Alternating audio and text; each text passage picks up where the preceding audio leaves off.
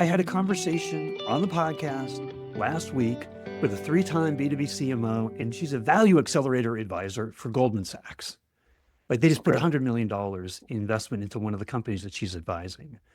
And she said, Steve, there's nothing more important than having ongoing conversations with your customers or your ICP.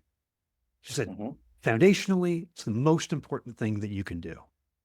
So when you said, that's where I had my ears perked up, and you said, we need to have these conversations that we don't typically have. That's the challenge. How do we do Yeah. that? I think, first of all, it's about initiative.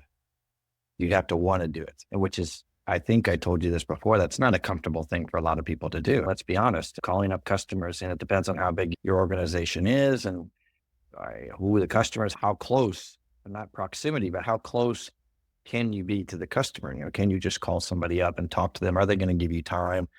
So there's a bit of, let's say, reflection on that. And I think that's my first challenge. I'm a salesperson, but let's be honest. How do you structure calling customers? So we're super busy. And another thing we have to realize, I think this is interesting. We are not their priority. We are not our customer's priority. Right. And I harp on that all the time. We think we are because we're our priority, but we're not our customer's priority. We're their priority if we solve a need and they have a problem in the moment, then we're their priority, but we're not their priority. I think the first thing is you have to want to do it. And then the second thing is who's on the ground talking to customers every day? Hey, what are you hearing? Could I talk to this person? Because if you ask your sales team, again, we talk about growth, you are the growth person, but usually there are salespeople making the calls, making the demos, visiting the customers or what have you. What are you hearing? I'm hearing this. Okay, can I talk to a couple of your customers? And then you come back with a lot of information.